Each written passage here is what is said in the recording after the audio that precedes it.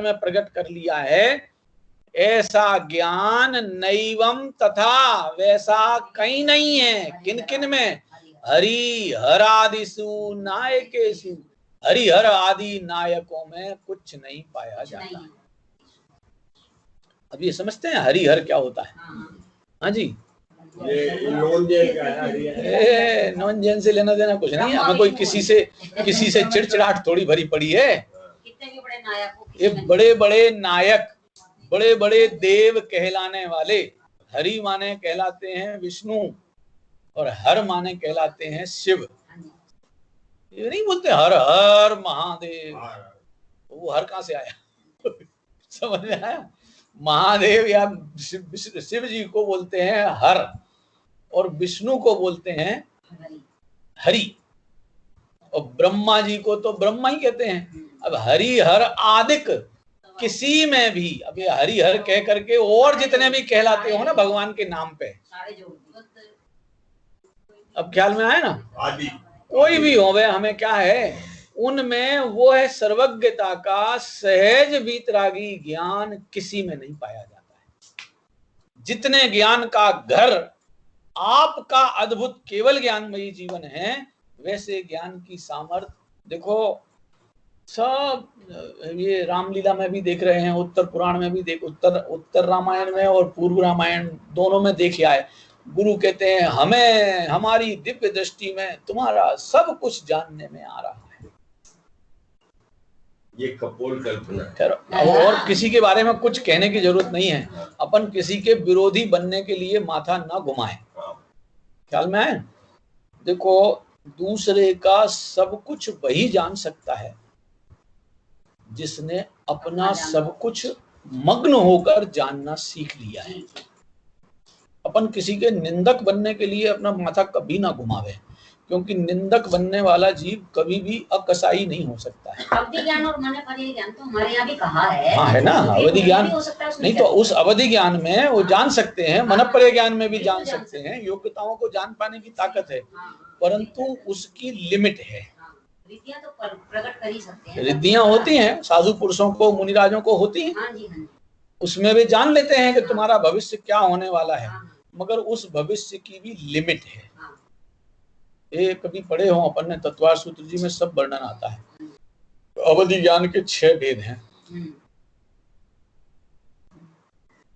क्या है शुरुआती अवधि ज्ञान के? विभंग क्या है वो देखो, सबसे लास्ट में है परमावधि। 6 भेद हैं अवधि ज्ञान के। उसमें कितना क्षेत्र, कितने व्यक्ति, उनकी कितनी देशावधि, परमावधि वगैरह है ना, 6 भेद हैं। 6 भेद अलग हैं। वो सब उनका खेल है, बहुत जबरदस्त सामर्थ्य का खेल है, मुनिराजों को होती है, मगर वो अवधि ज्ञान और मनोपर्य ज्ञान की जो रिद्धि प्रकट होती है उसकी भी लिमिट है। जैन साधु को हो सकता है, लेकिन बाहर वाले को। अब जैन साधु और अजैन साधु कह करके 2 तरह के साधु क्यों बना रहे हैं? नहीं तो ठहरो, साधु वे ही हैं जो आत्म साधना करते हैं। अब उनमें जरूरी नहीं है कि वे जैन कुल में पैदा होकर के ही साधुपने को अंगीकार किए। कोई तीर्थंकर जैन कुल में पैदा नहीं हुए हैं, इसलिए अपना हृदय बहुत विशालता का रखना। जीव मात्र के लिए मार्ग खुला है आत्म साधना का, ठीक है। इसलिए जो आत्म साधना में मग्न रहते हैं वे साधु हैं। और बाकी, अब वो आज के समय में एक महाराज हैं, कुंद भारती में विराजते हैं, उनका नाम है श्रुत सागर आचार्य। आचार्य श्रुत सागर नाम सुना है आप लोगों ने?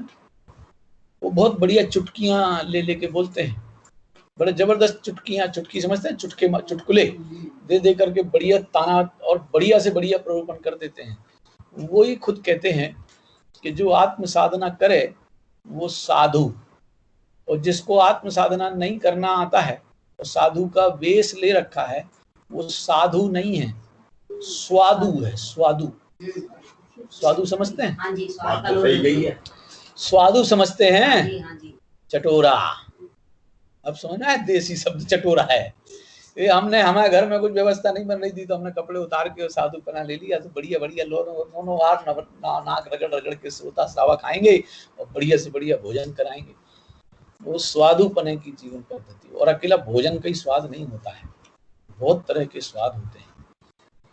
यश का स्वाद, पूज्यता का स्वाद, शारीरिक सौंदर्य का स्वाद, ये 5 इंद्रियों के स्वाद अपने अपने अलग अलग हैं। और मानसिक स्वाद में तो क्या पूछना है, मानसिक स्वाद के पीछे तो आदमी छोड़ के भी भगे और पकड़ पकड़ के भी इकट्ठा करे। ये सब लीलाएं ज्ञान रहितता में होती हैं। अपन ने ये देखना कि इस जगत का प्राणी मात्र अपने स्वरूप का आस्वादी होकर वह ज्ञान प्रकट कर ले वे कि जिससे किसी के आगे दीनहीन पड़ने का परिणाम ना आवे, किसी से अपनी उच्चता और दीनता देखने का परिणाम ना आवे। मेरे पास जो ज्ञान है उसका मजा मैं ले सकता हूँ, मेरे ज्ञान का मजा आप नहीं ले सकते हो। अब आप साहब आपके ज्ञान का लाभ हम ले रहे हैं, कोई नहीं ले रहा है मेरे ज्ञान का लाभ, सब अपने अपने ज्ञान का लाभ ले रहे हैं। ये हेकड़ी में आने की जरूरत नहीं है कि मैंने इतना बढ़िया ज्ञान का मार्केट बहुत बढ़िया खोला और इतना बढ़िया परस दिया, इससे लोगों को बहुत लाभ मिल गया। कोई लाभ मेरे कारण नहीं हो रहा है। जिन जिन ने अपनी समझने की योग्यता स्वयं की जगाई, उनने यह समझ का लाभ लेकर अपने को आनंदित किया है। एक जैसा समझ में थोड़ी हाँ, ज्ञान का लाभ आनंद की उत्पत्ति में है। अब जिन जिन ने ज्ञान से आनंद की प्रकटता कर ली, उनने ज्ञान का पुरुषार्थ किया, उनने अपने ज्ञान को सफल किया। किसी दूसरे के कारण किसी को कुछ नहीं मिलता जुलता है भैया। हेकड़ी में आने लायक बिल्कुल प्रसंग नहीं है कि मैंने इतनों को समझा दिया, इतने लोग तो मैं रोज ही समझाता रहता हूँ। ये नरक जाने की तैयारी है भैया। नरक की साई है बड़ाई 1.5 दिन की, पंडित बनारसी दास जी ने नाटक समय सार में लिखा है। अपने को दूसरों से बड़ा गिनने का परिणाम आया, इसका सीधा सा मतलब है हमने अपने हाथों नरक की एडवांस दे दी। साई समझते हो भाई साहब? साई वो देखते हैं कुछ पुराने जमाने में कुछ, अब आज के अंग्रेज औलादें आ गई ना, इसलिए इनको नहीं समझ में आता है। जो हिंदुस्तानी पद्धति के लोग बाग हैं उन्हें पता है।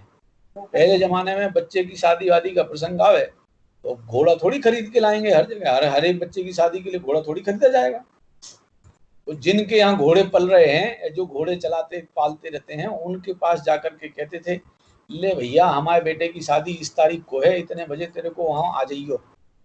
बोले ऐसे तो मेरे को बोलने वाले बहुत आते हैं, ले भैया तू एडवांस ले ले दादा, ये पकड़ 100 500 250 जो भी रुपया देना है वो दे करके अपन आते हैं। उसको क्या बोलते हैं? Token money.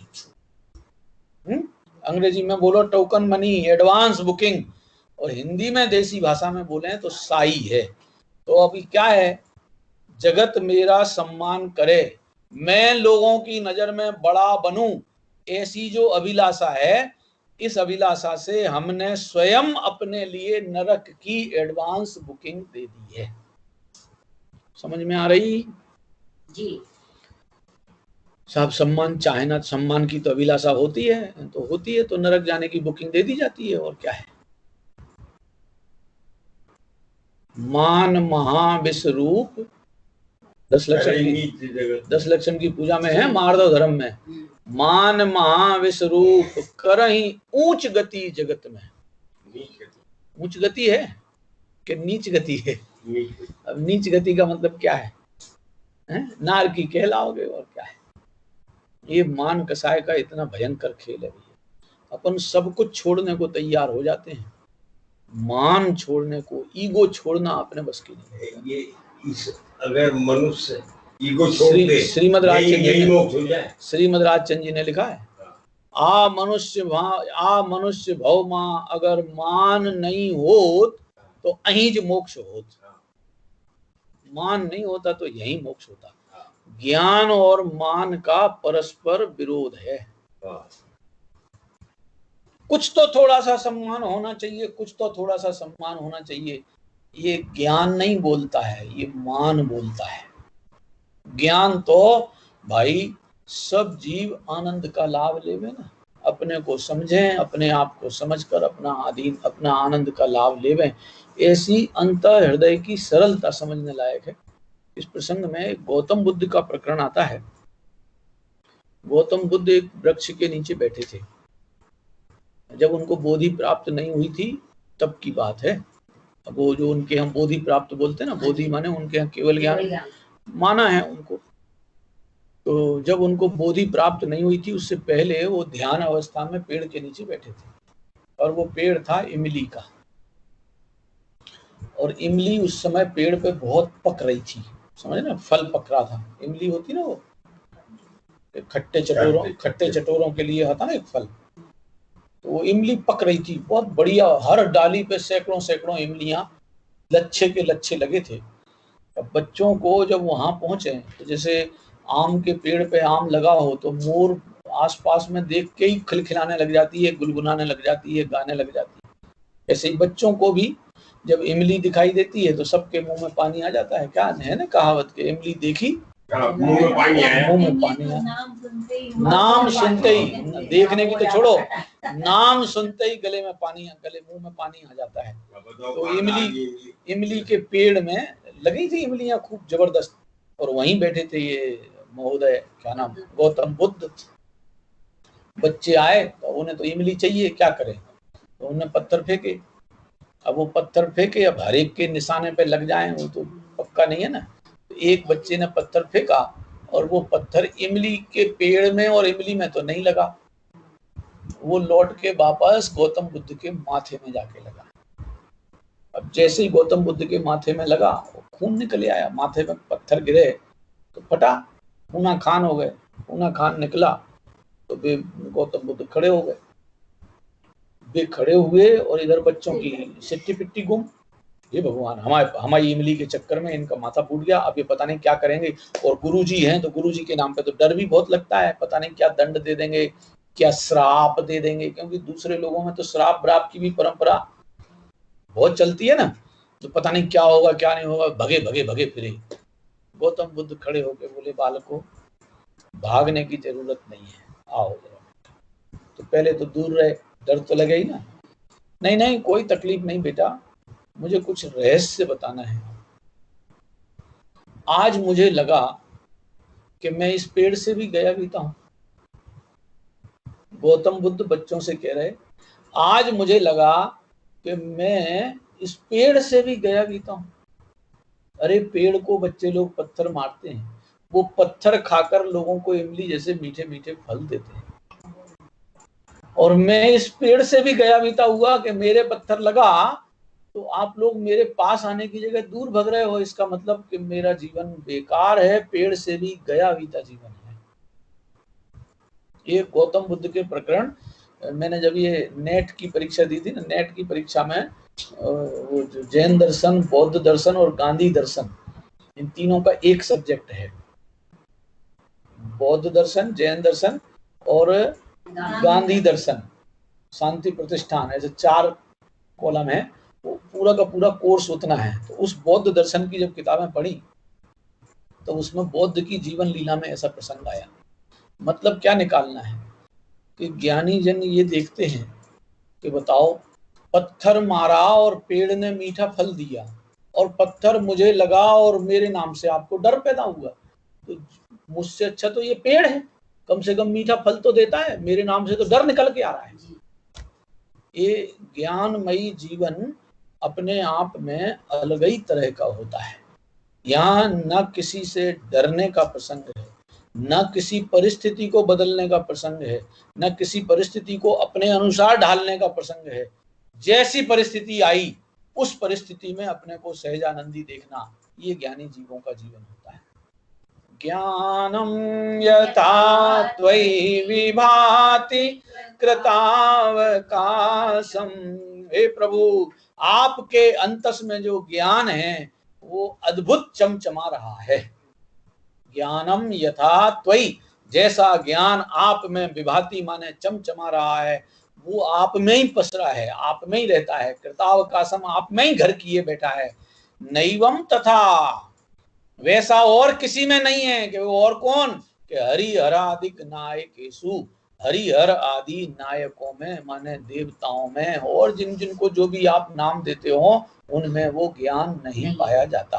कैसे, तेज स्फुरन् मणिषु याति यथा मत्वम्। तेज स्फुरन्, चमचमाहट जिसमें से निरंतर उज्ज्वलित प्रकटित हो रही है। मणिषु काय में से आएगी?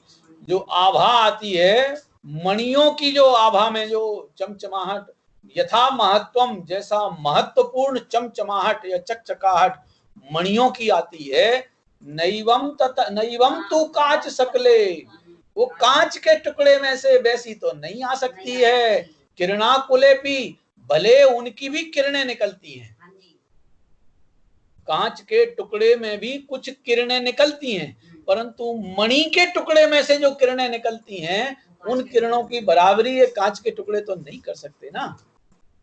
हमारा ख्याल में जो वीतरागी सहज सर्वज्ञ ज्ञान में आनंदमयता और स्वाधीनता और स्थिरता पाई जाती है, सहजता पाई जाती है, वैसी सहजता, स्वाधीनता, आनंदमयता और अन्य किसी के ज्ञान में नहीं पाई जाती है, चाहे उनको आप कोई से भी नाम दे लो। आ गया?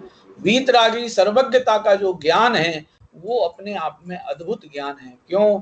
क्योंकि न तो वो किसी से पाया जाता है, न वो किसी पे दबाव बना के पाया जाता है, न वो किसी के दबाव में आकर पाया जाता है। अरे छोड़ो किसी का, वहां किसी के ज्ञान की भी जरूरत नहीं पड़ती है। अपने में अपना सब कुछ देखने वाले जीवों को ऐसा सर्वज्ञता का ज्ञान सहज ही प्रकट हो जाता है कि जिससे सर्व विश्व उनके ज्ञान में झलकने स्वयं चमचमाता हुआ चला आता है। ज्ञान को विश्व के पास जानने के लिए नहीं जाना पड़ता है, ज्ञान नहीं जाता है विश्व के पदार्थों के पास जानने के लिए। विश्व के पदार्थ विश्व में रहते हैं और ज्ञान में वे स्वयमेव उस ज्ञान की स्वच्छता से झलकने आ जाते हैं। ये ज्ञान का अद्भुत महात्म्य है प्रभु, जो सर्वज्ञता और वीतरागता का आपने पाया है वैसा अन्यत्र दुर्लभ मिलेगा। हो गया? हिंदी पढ़ें 20। जैसा शोभित होता प्रभु का स्वपर प्रकाशक उत्तम ज्ञान, हरिहरादि देवों में वैसा कभी नहीं हो सकता भान। अति ज्योतिर्मय महारतन का जो महत्व देखा जाता, क्या वह किरणाकुलित कांच में अरे कभी लेखा जाता। अब देखो, एक है किरणों की आभा और एक है किरणों की आकुलता। कांच खंड में किरणों की आकुलता है। हाँ जी, समझ रहे कैसे कहा? क्योंकि कांच खंड में जो आभा चमकती है वो किसी दूसरे के कारण चमचमाती है। सूरज की रोशनी पड़ेगी। अब देखना जरा, आकुलित और किरण में आभा मंडल समझ, विभाती, फर्क समझ में आ रहा है ना? कि जो कांच खंड में आभा आती है वो लाइट का या सूर्य का प्रकाश आवे तब वो चमचमाता है, मगर मणि मणि को चमचमाने के लिए किसी दूसरे प्रभा मंडल या आभा मंडल या सूर्य फूरी की जरूरत नहीं पड़ती है। ये अंतः ज्ञान। हाँ जी, आपका जो वीतरागी सर्वज्ञता का ज्ञान है वो किसी की कृपा का नहीं है, किसी दूसरे को जानकर नहीं आया है, किसी दूसरे से कम ज्यादा गिनने पे नहीं आया है। अपने में अपना सब कुछ पूरा है, दूसरे में उसका सब कुछ उसका पूरा है। उसके मुझे नहीं मिलेंगे, मेरा उसको नहीं जाएगा। ऐसी अपने आप में अंतः तृप्ति स्वयं के ज्ञान से जो प्रकट होती है वो किरणाकुलित नहीं होगी, वो फिर किरण प्रभावित होगा, आभा मंडल चमकेगा। आपको ख्याल है आभा मंडल होता है भगवान का, भामंडल कहलाता है। ये भामंडल क्या बोलते हैं इसको अंग्रेजी में मालूम? ओरा बोलते हैं, ओरा। वो तेजस काया जिसके पास है ना, संसार में सब जीवों के पास है तेजस शरीर। तो जिसके पास जैसी आभा है, किसी के पास बदनाम होने की आभा है तो किसी के पास सुनाम होने की आभा है। अब क्या में आया ना, सब आभा मंडल लिए हुए हैं, मगर अपन सब दूसरों का आभा मंडल देखने में मगन हो जाते हैं। खुद के आभा मंडल को पहचानने की कोशिश नहीं करते, इसलिए दीन पड़ते हैं। जिनेंद्र भगवान कभी किसी दूसरे का आभा मंडल नहीं देखते। आप उनकी मुख मुद्रा देखो, भगवान जिनेंद्र प्रभु की जितनी भी प्रतिमाएं हिंदुस्तान में और विश्व में जहां कहीं भी हैं, ना तो उनकी आंखें बंद हैं और ना उनकी आंखें खुली हैं। खुद को देखने के लिए पूरी खुली हैं और दूसरों को देखने के लिए पूरी बंद है। ये भी ठीक।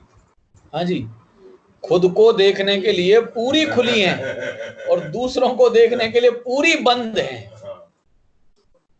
जिनने अपनी आंखें खुद को देखने के लिए खोल ली, उनको सहज ही सर्वज्ञता का ज्ञान स्वयं में प्रकट जाता है।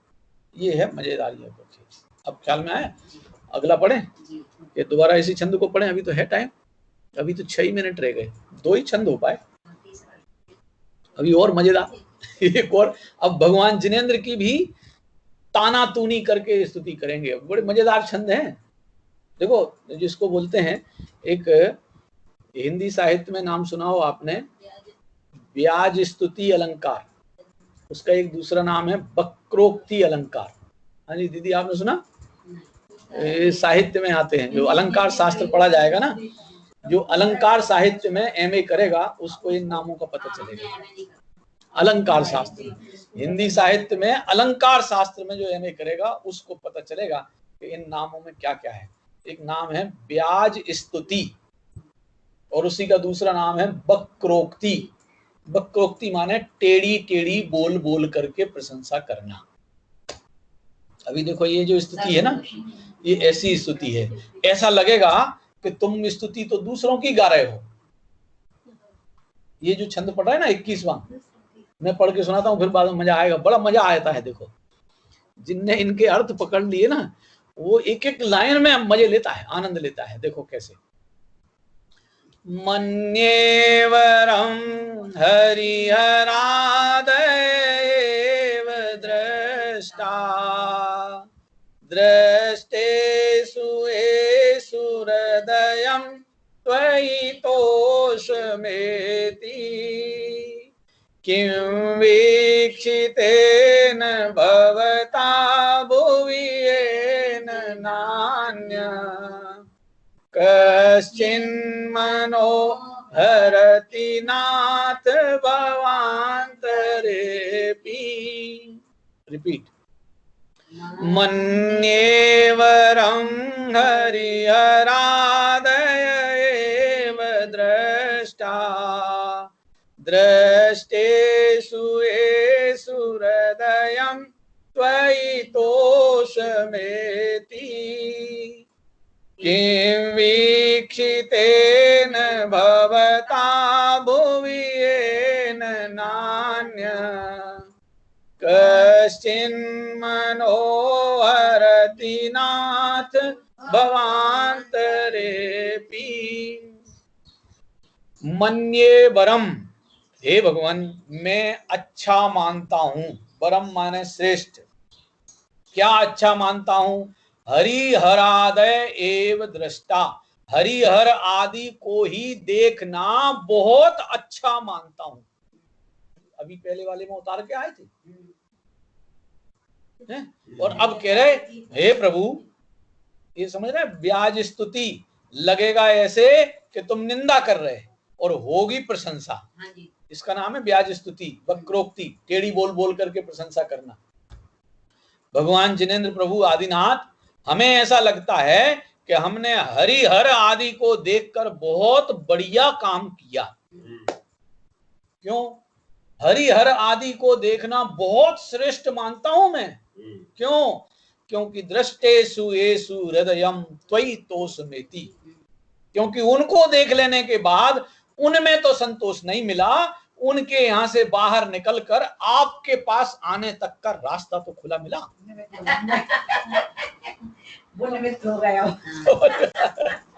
समझ में आ रहा है? जी जी। हे प्रभु, मैं उन हरिहर आदि को बहुत उत्कृष्ट मानता हूँ। क्यों मानता हूँ? क्योंकि उनके पास जाने के बाद उनमें मन तृप्त नहीं हुआ, हम वहीं नहीं रुक गए। दृष्टेषु येषु हृदयं त्वयि तोषमेति, उनके पास से निकलकर, अभी और अगली लाइन में और मजेदार ताना है, उनके पास से निकलकर कम से कम आपके पास आने लायक दरवाजा तो खुला मिला। हाँ जी। दृष्टेषु येषु हृदयम, जिनको देखने पर, हृदय में त्वयि तोषमेति, तुम्हारे पास आकर संतुष्ट होने के लिए जगह तो खुली मिली, किंतु किम वीक्षितेन भवता भुवियेन नान्य, तुम्हें देखने से क्या लाभ है। हाँ जी, कहीं दूसरी जगह जाने लायक हमारा माथा ही नहीं देता है, और अकेले इस भाव में नहीं, भवांतरों में भी हमें कहीं दूसरे के पास से ढुकाने के लिए नहीं जाना पड़ता है। आपके पास आने से हमें क्या लाभ मिला। वे उनके पास जाने, देखो उस दुकान पे गए थे, उसने रास्ता बता दिया कि इस दुकान पे जाओ, उस दुकान पे गए थे तो हमें वहां अपनी संतुष्टि की चीज नहीं मिली थी, तो हम वहां से भाग करके तुम्हारी दुकान पे आए। अब तुम्हारी दुकान पे आकर के तो हम ऐसे फंस गए कि अब हम कहीं दूसरी जगह वो माल ढूंढने जा ही नहीं सकते। आपने फंसा लिया, तो कह रहे बकरोक्ति, बकरोक्ति। अब हम दूसरी दुकानों पे भवांतरों में भी जाने के लिए तैयार नहीं होंगे। ये देखो कहां की कैसी कैसी टोन आचार्यों को याद आती है। अब ख्याल में आया, अर्थ दोबारा पढ़ूं। मन्ये वरम हरिहरादय एव दृष्टा, मैं भगवान उन हरिहर आदि को देखकर बहुत श्रेष्ठ मानता हूं। क्यों? क्योंकि दृष्टेषु येषु, उनको देखने पर हृदयम त्वयि तोषमेति, कम से कम तुम में संतुष्ट होने के लिए वहां से जगह खाली तो मिली। भाई यदि मेरी थैली में सारा ही माल पड़ोसी की दुकान का भर जाता तो अपनी आपकी दुकान पे आके कहाँ रख, आपकी दुकान पे लिया हुआ माल में कहाँ रखता। ठीक बात। अब उनकी दुकान पे मेरे मन लायक माल मिला ही नहीं, उनने मेरे आपके पास आने के लिए रास्ता छोड़ दिया था, मगर आपने बहुत गड़बड़ करी, कहीं और जाने का छोड़ा ही नहीं। कहीं और जाने का, अब आपने कहीं और जाने का रास्ता ही नहीं छोड़ा, यहीं के यहीं लेके रहना पड़ेगा हमें। ये स्तुतियों की कलाकारी है। अब ख्याल में आया, किम वीक्षितेन भवता भुवियेन नान्य, हे प्रभु देखने पर, वीक्षित देखना, क्या आपको देखने से क्या लाभ है, क्योंकि अन्य भुवि माने लोक में, फिर अन्य किसी के पास कश्चिन मनोहरति नाथ भवांतरेपि, अरे भवांतरों में भी कोई और दूसरा हमारे मन को ले सके, मन को लूट सके, ऐसा विश्व में कोई दूसरा दिखता ही नहीं। कितनी मतलब भक्ति है। टोन यदि मान लो जरा सी इसी भाषा को कहने में यदि टोन स्पष्ट नहीं हुई तो यही निंदा हो जाएगी भाई साहब।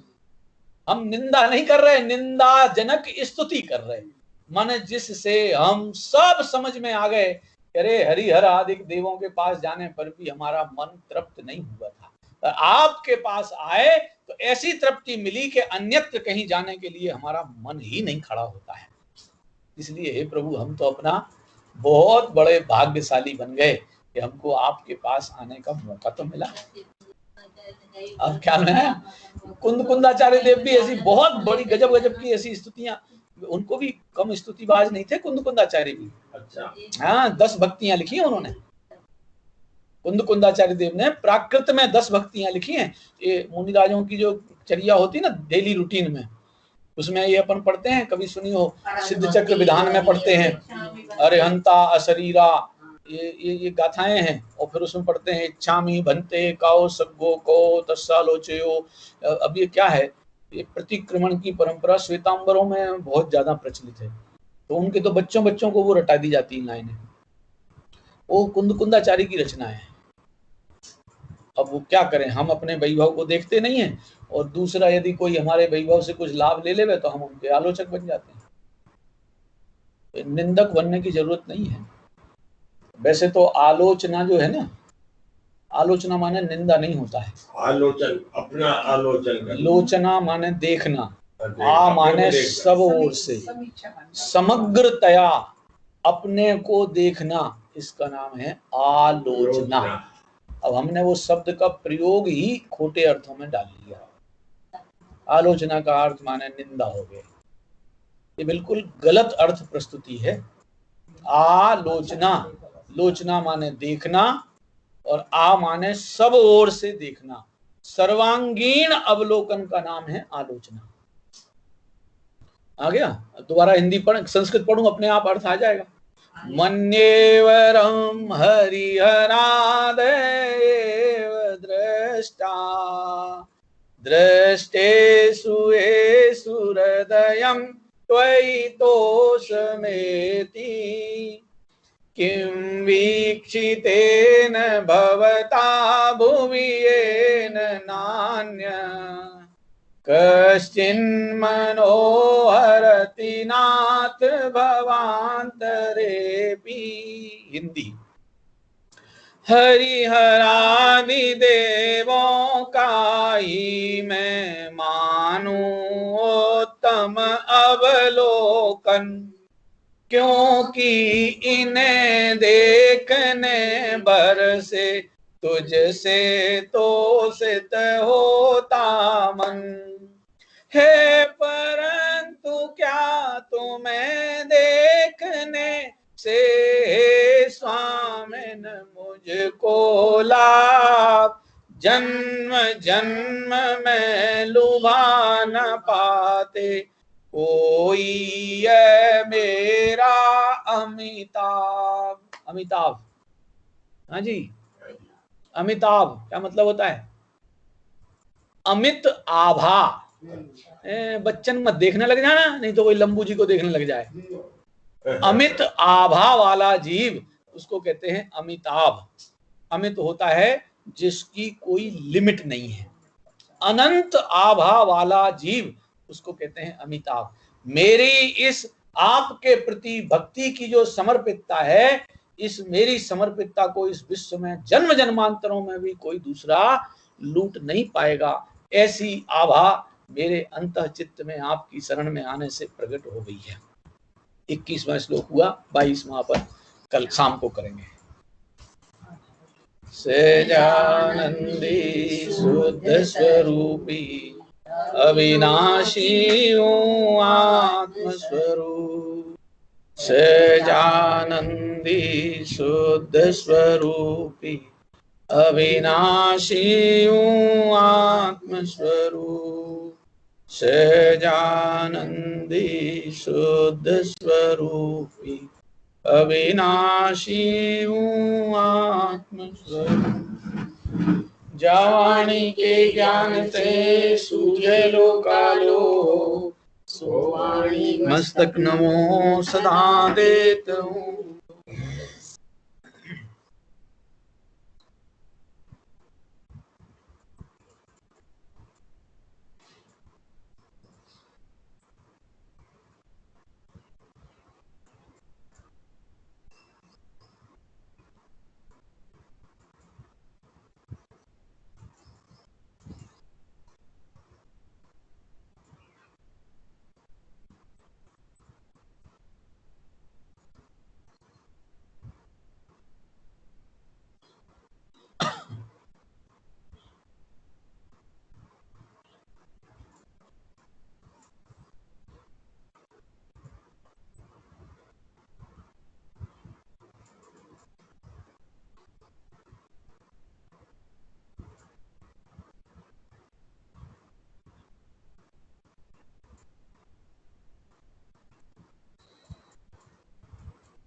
बोले द्वादशांग जिनवाणी माता की जय।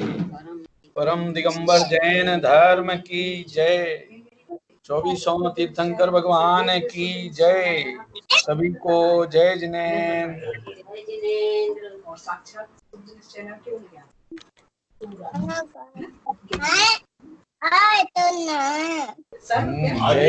जय जिनेन्द्र, जय जिनेन्द्र।